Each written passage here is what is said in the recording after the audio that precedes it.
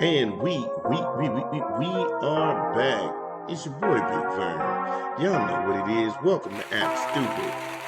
Let's get after it. But before we do, let's get into a rap break. Somebody give me a what up, what up? It's your boy Big Vern. And we pushing a new rap album this month. You Can't Kill God with Bullets. Conway the Machine in stores now. Get it where you legally consume music, whether it be Apple Music, Google Play, or Spotify. My personal favorites on the track is Hell Let Loose, Will Who Kid, and Tony Yayo. Who Kid? The Undying, Mahogany Walls. Mahogany Walls is dope. Persian Nights with K and DRX. And Don't Even Feel Real Dreams with Heather Victoria. That's one of the bonus tracks, and that's hard. That's hard. It don't even feel real. The pictures that Conway be painting, like really for real, and that whole setup. Conway's wild, bro. Everybody, like I know guys like West Side Gun, which you should, and then and then Benny the Butcher coming. Yeah, but you know, then you got Ransom.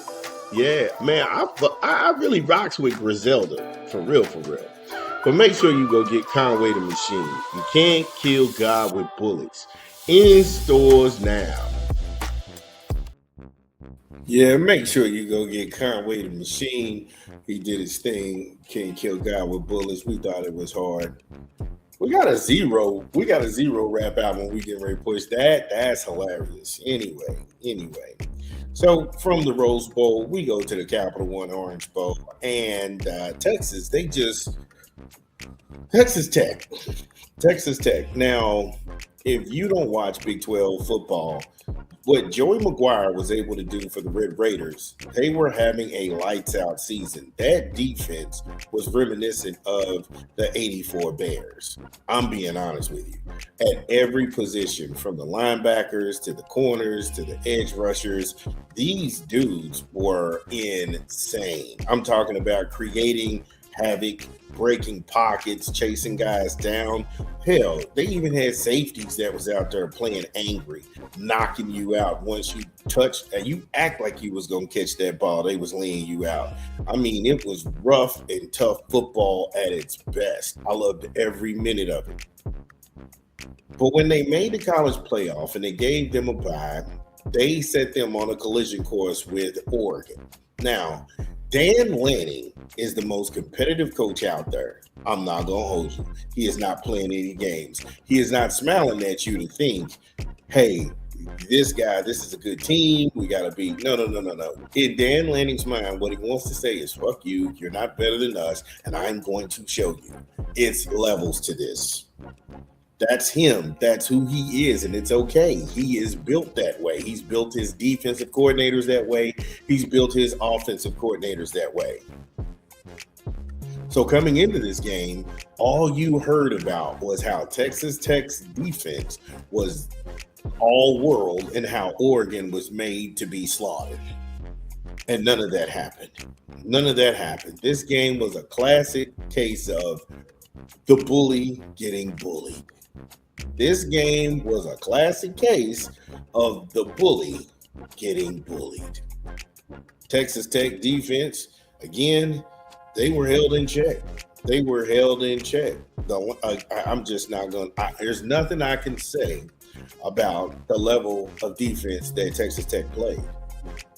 But it wasn't enough. It wasn't enough. It's like Jada in Versus, the Locks versus Dipset. It's good, but it's just not enough.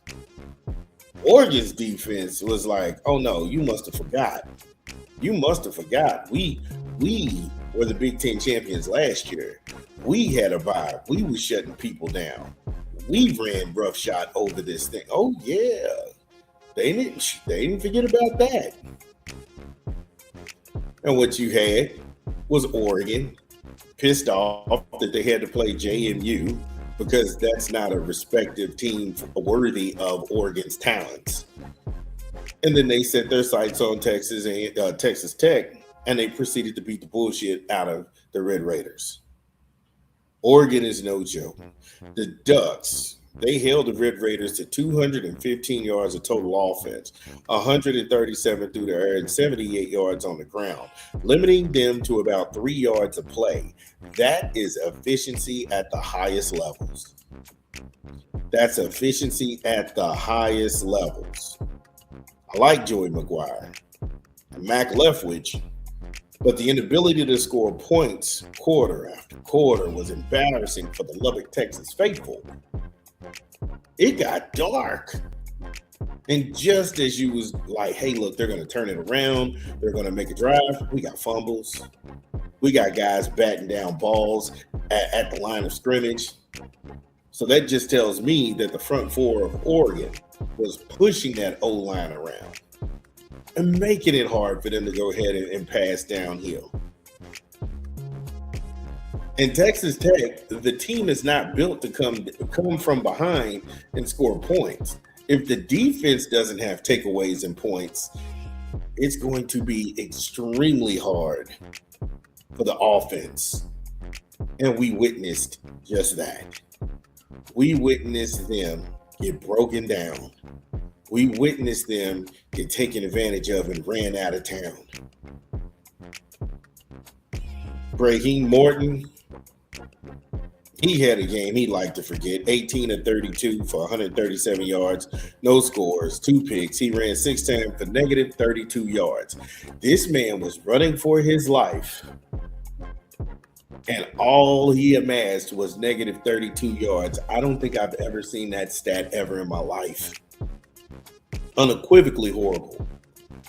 He also suffered 4 sacks, which I felt like Texas Tech, they had a good O-line.